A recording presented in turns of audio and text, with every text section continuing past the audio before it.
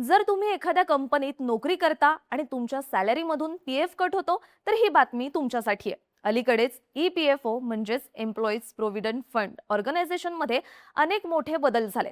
पीएफचं नवीन portal आलंय, नवा database आलाय, पीएफ क्लेम करण्याची पद्धतही बदलण्यात आली आहे. आतापर्यंत देशात 1952 ची ईपीएफ स्कीम लागू होती, पण आता त्याच्या जागी 2026 ची नवी स्कीम लागू होती. या स्कीमनुसार पीएफ अकाउंट मधून पैसे काढण्याच्या अटी सुद्धा काही प्रमाणात बदलल्या. इतक्या वर्षांपासून पीएफ ची सिस्टीम डिसेंट्रलाइज होती. सरकारनं ती सिस्टीम आता सेंट्रलाइज केली आहे, ज्यामुळे पीएफ शी संबंधित सगळी कामं सोपी आणि वेगानं होण्याचा दावा आहे. पण पीएफ सिस्टीम मध्ये नक्की काय बदल झालेत? तुमची महिन्याची किती टक्के सॅलरी पीएफ मध्ये जाणार? अचानक आलेल्या मेडिकल इमर्जन्सी मध्ये पीएफ अकाउंट मधून किती पैसे काढता येतील? सगळी माहिती सोप्या भाषेत जाणून घेऊया या व्हिडिओच्या माध्यमातून. नमस्कार, मी रुचिता आणि तुम्ही पाहताय बोल व्हिडिओ. जर तुमच्या नोकरीच्या ठिकाणी पीएफ लागू होत असेल, तर दर महिन्याला तुमच्या पगारातला काही भाग पीएफ अकाउंट मध्ये जमा होत असतो. हळूहळू ही रक्कम वाढत जाते, जी रिटायरमेंट नंतर कामाला येते. पण फक्त रिटायरमेंट नंतरच नाही, तर समजा त्याआधी एखादी मेडिकल इमर्जन्सी आली, मुलांच्या शिक्षणासाठी पैसा हवा असेल, लग्नासाठी पैशांची आवश्यकता असेल किंवा घर खरेदी करण्यासाठी पैसे हवे असतील, तर काही नियम असे आहेत ज्या अंतर्गत तुम्ही तुमच्या पीएफ अकाउंट मधल्या पैशाचा वापर करू शकता. त्यामुळेच जर या सिस्टीम मध्ये काही बदल झाले, तर त्याचा थेट परिणाम देशातल्या कोट्यवधी नोकरदारांवरती होतो. आता यात नक्की काय बदल झालेत, सरकारनं पीएफचे कोणते नियम बदललेत ते समजून घेऊया. सरकारनं ईपीएफओचं नवीन पोर्टल आणलंय. आतापर्यंत ईपीएफओचा सगळा रेकॉर्ड वेगवेगळ्या 120 रिजनल ऑफिसेसमध्ये विभागलेला होता.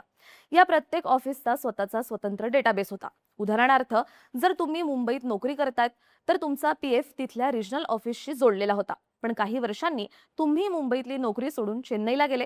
आता जर नवीन ठिकाणी तुम्हाला पीएफशी संबंधित काही अडचण आली, तर तुमची केस तुमच्या जुन्या ऑफिसच्या ठिकाणी म्हणजेच मुंबईच्या रिजनल ऑफिसशी जोडली जात होती. आता सरकारनं ही सिस्टीम बदलली आहे. ईपीएफओनं आपल्या सर्व मेंबर्सचा डेटा एका सेंट्रलाइज सिस्टीम मध्ये शिफ्ट केलाय. याचा फायदा हा आहे की तुमचा पीएफ डेटा कोणत्याही एका शहराशी जोडलेला नसेल. तुम्ही नोकरीचं शहर जरी बदललं, तरी पीएफची कामं तुम्ही कोणत्याही शहरात राहून करू शकाल. यानंतरचा मुद्दा आहे पीएफ इंटरेस्टचा. दरवर्षी ईपीएफओ कडून तुमच्या पीएफ मध्ये इंटरेस्ट जोडला जातो, पण अनेकदा हा इंटरेस्ट बराच उशिराने येतो. नवीन आर्थिक वर्ष एप्रिलमध्ये सुरू झालं तरी अनेक वेळा इंटरेस्टची रक्कम जमा व्हायला ऑक्टोबर-नोव्हेंबर पर्यंत वाट पाहावी लागते. आता सरकारनं म्हटलंय की त्यांनी ही प्रोसेस फास्ट केली आहे. केंद्रीय कामगार आणि रोजगार मंत्री मनसुख मांडविया यांनी सांगितलंय की नव्या सिस्टीमनुसार 2025-26 या आर्थिक वर्षातला जवळपास 1.4 लाख कोटींचा इंटरेस्ट ऑटो प्रोसेस केला जाईल. त्यानंतर फील्ड ऑथॉरिटीज यांचं व्हेरिफिकेशन करेल. सरकारचं टार्गेट आहे की 15 जुलैपर्यंत देशातल्या 34 कोटी पीएफ अकाउंट मध्ये इंटरेस्ट पाठवला जाईल. आता सर्वात महत्त्वाचा मुद्दा पीएफच्या क्लेमचा, म्हणजेच तुम्ही तुमच्या पीएफ अकाउंट मधून किती आणि कशा प्रकारे पैसा काढू शकता. तर सरकारनं 29 जून पासून ईपीएफ स्कीम 1952 ऐवजी ईपीएफ स्कीम 2026 लागू केली आहे. याआधी जुन्या स्कीमनुसार पीएफ मधला पैसा काढण्यासाठी कारणांच्या वेगवेगळ्या 13 कॅटेगरीज होत्या. पण आता सरकारनं नव्या स्कीमनुसार फक्त 3 कॅटेगरीज ठेवल्यात. पहिली कॅटेगरी आहे इसेन्शियल नीड्स, म्हणजेच अत्यावश्यक गरजा. यामध्ये मेडिकल इमर्जन्सी, शिक्षण आणि लग्न यांचा समावेश आहे. दुसरी कॅटेगरी आहे हाऊसिंग नीड्स. यामध्ये घर खरेदी, जमीन खरेदी आणि होम लोन फेडणं यांचा समावेश आहे. तिसरी कॅटेगरी आहे स्पेशल सर्कमस्टॅन्सेस, म्हणजेच विशेष परिस्थिती. यामध्ये अशा सिच्युएशन्स आहेत ज्या आधीच्या 2 कॅटेगरीमध्ये नाहीयेत. या तिन्ही कॅटेगरीमधली कारणं देऊन तुम्ही तुमच्या पीएफ अकाउंट मधनं पैसे काढू शकता. आता नव्या स्कीमनुसारही तुम्ही तुमच्या पीएफ अकाउंट मधली सगळी रक्कम एकाच वेळी काढू शकणार नाही आहात. पण आता तुम्ही अकाउंट मधली 75% रक्कम ताबडतोब काढू शकता. यासाठी तुम्हाला पूर्वीप्रमाणे एका महिन्याची वाट पाहावी लागणार नाहीये. मात्र उरलेली 25% रक्कम काढण्यासाठी तुम्हाला 12 महिने वाट पाहावी लागणार आहे. उदाहरणार्थ, समजा तुमच्या पीएफ अकाउंट मध्ये 10 लाख रुपये असतील, तर नॉर्मल सिच्युएशन मध्ये तुम्ही त्यापैकी 7.5 लाख रुपये लगेच काढू शकता. पण उरलेले 2.5 लाख रुपये तुम्हाला मिनिमम बॅलन्स म्हणून ठेवावेच लागतील. सरकारनं पीएफच्या नियमांमध्ये केलेला हा मोठा बदल आहे. आता समजा मेडिकल इमर्जन्सी असेल किंवा शिक्षणासाठी, लग्नासाठी पैसे हवे असतील, तर पीएफ अकाउंट उघडल्यानंतर 12 महिन्यांनी त्यातले पैसे काढता येतील. शिक्षणासाठी जास्तीत जास्त 10 वेळा पैसे काढता येतील, तर लग्नासाठी जास्तीत जास्त 5 वेळा पैसे काढता येतील. नवीन स्कीममध्ये 12 महिन्यांच्या या अटीत काही विशिष्ट तरतुदीही करण्यात आल्या. समजा एखाद्या कर्मचाऱ्यानं 12 महिन्याच्या आतच नोकरी सोडली तर तो विशिष्ट अटींनुसार आपल्या पीएफ खात्यातून अंशतः रक्कम काढण्याचा दावा करू शकतो. याआधी हे नियम फार कडक होते, पण आता ते काहीसे लवचिक करण्यात आले. आता तुमच्या पगाराची किती टक्के रक्कम पीएफ म्हणून जमा होईल या नियमांमध्येही काही बदल करण्यात आले. आतापर्यंत ईपीएफओ अंतर्गत येणाऱ्या कर्मचाऱ्यांना त्यांच्या मूळ पगाराची 12% रक्कम पीएफ मध्ये देणं बंधनकारक होतं आणि कंपनीलाही तितकंच योगदान द्यावं लागायचं. पण आता नव्या स्कीमनुसार कर्मचाऱ्याचं योगदान हे 15,000 रुपयांच्या पगाराशी जोडण्यात आलंय. हे उदाहरणाद्वारे समजून घेऊया.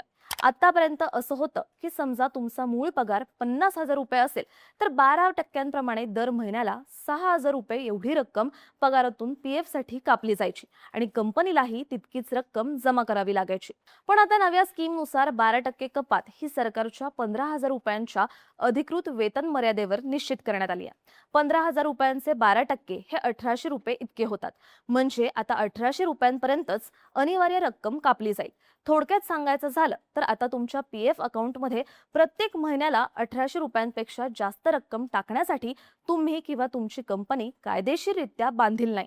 यापेक्षा जास्त रक्कम टाकणं हे पूर्णपणे ऐच्छिक आहे. आता याचा तुमच्या पगारावर कसा परिणाम होईल तर आता तुमच्या महिन्याचा पीएफ कोटा फक्त 1,800 रुपयांपर्यंत कमी होऊ शकतो.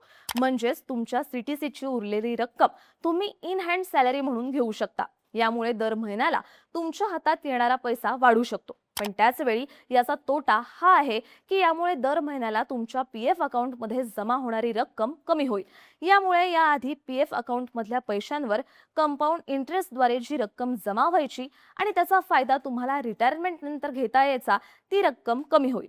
एक प्रकारे ही निवड करण्याचा अधिकार आता कर्मचाऱ्यांना देण्यात आलाय. इथे लक्षात घेण्यासारखी गोष्ट म्हणजे जर तुमचा मूळ पगार 15,000 रुपये किंवा त्यापेक्षा कमी असेल तर तुमच्यासाठी कोणताही बदल होणार नाही. थोडक्यात काय तर सरकारनं पीएफच्या नियमांमध्ये केलेले बदल फार मोठे आणि कोट्यवधी लोकांवरती परिणाम करणार आहेत. सेंट्रलाइज सिस्टीम लागू केल्यानंतर हे काम सोपं होईल असा दावा सरकारचा आहे. पण प्रत्यक्षात ही सिस्टीम लागू झाल्यावर खरंच सरकारचा दावा खरा ठरतो का हे पाहणं महत्त्वाचं असेल. पीएफच्या या नव्या नियमांबद्दल तुम्हाला काय वाटतं? तुमची मतं आणि प्रतिक्रिया आम्हाला कमेंट करून सांगा आणि माहितीपूर्ण व्हिडिओसाठी बोलबिडूच्या YouTube चॅनलला सबस्क्राईब करायला विसरू नका.